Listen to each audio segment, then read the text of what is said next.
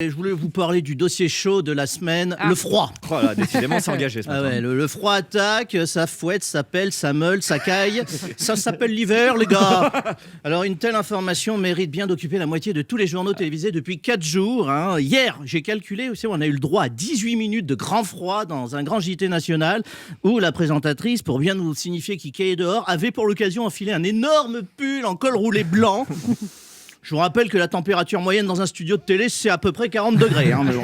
Alors, j'évoque pas le cas des chaînes info. Alors là, on a eu le tout. Hein, entrée, fromage, dessert. Ils ont sorti l'artillerie en lourd. Alors, en général, ça se passe comme ça. Ça débute par le fameux reportage d'une France paralysée, son cortège d'images de désolation, voitures abandonnées dans le fossé, des avions cloués au sol et pire, des fonctionnaires obligés de travailler de nuit pour déblayer les routes. Ensuite, la séquence dérapage coproduite par Vidéogag et Holiday on Ice, ça j'aime bien. Des voitures animaux. Ça s'accroche à la rambarde. Ensuite, on a le droit à la partie conso. Alors, c'est là où nos grands journalistes nous donnent des petites astuces pour se réchauffer. Les mecs très sérieux, c'est éviter tout contact avec l'ennemi, le froid.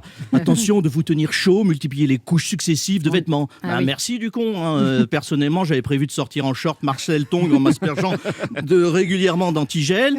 Et juste après, à les conseils avisés, on nous colle un spécialiste Météo France. En général, c'est un type moche avec un pull moche.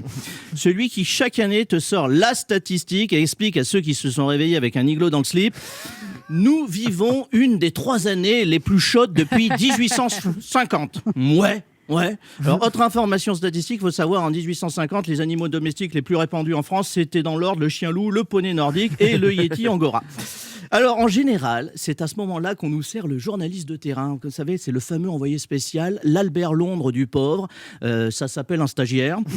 Le mal-aimé de la rédac. Alors, le pauvre, j'en ai vu un, et cette année, ils l'ont installé pendant toute la soirée sur une place de Paris devant une fontaine. Alors, attention, hein, pas une petite place bucolique du 6e arrondissement protégée des intempéries. Non, la Défense. Alors, la Défense, c'est un peu le Grand Montana du blizzard, la toundra du bitume. Même un jour de canicule, tu peux t'enrhumer à la Défense. Hein. Alors, le présentateur se rapproche de la caméra pour installer une intensité dramatique et pose notre envoyé spécial cette question étrange. Alors, Jean-Kévin, il fait froid. Alors, on sent que le type a envie de lui répondre. Oui, connard, ça fait 3 heures que je me gèle les arpions entre 2 escalators. Francis, le caméraman, a déjà perdu 2 doigts et Dédé, le perchman, ne sera jamais papa. Mais comme Jean-Kévin envisage de poursuivre un peu sa carrière de journaliste et être un jour affecté au service politique, il se contente de répondre « Oui, Jean-Patrick, comme vous pouvez le constater, les températures ont bien chuté ces dernières heures. » Et là, focus de la caméra sur la fontaine. Hein. Pour vous en donner la preuve, nous sommes devant une fontaine qui est actuellement en eau. On s'attend à ce que cette eau gèle pendant la nuit, car le thermomètre va passer dessous la barre du 0. Là, on reconnaît la dimension éducative. Hein. Et puis, pour finir, pour nous tétaniser, on nous explique que la fin du monde approche, puisque nous sommes rentrés, vous avez vu, en vigilance orange. Alors, vigilance orange, on ne sait pas trop ce que ça signifie. Hein. On ne connaît pas le code, mais orange, c'est grave. Ça signifie certainement que la baignade est peut-être perturbée par des icebergs. Je suppose que quand on passe en vigilance rouge, on rentre chez soi et on découvre un ours blanc assis dans le salon en train de boulotter votre petit-neveu devant un documentaire de National Geographic.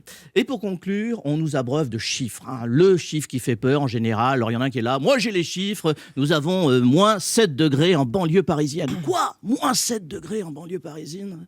Eh bien, je n'excuse rien, mais je comprends mieux pourquoi chaque hiver, dans le 9-3, des jeunes sont tentés de se chauffer avec des voitures de journalistes qui viennent faire des reportages sur la vraie vie des cités. Europe 1.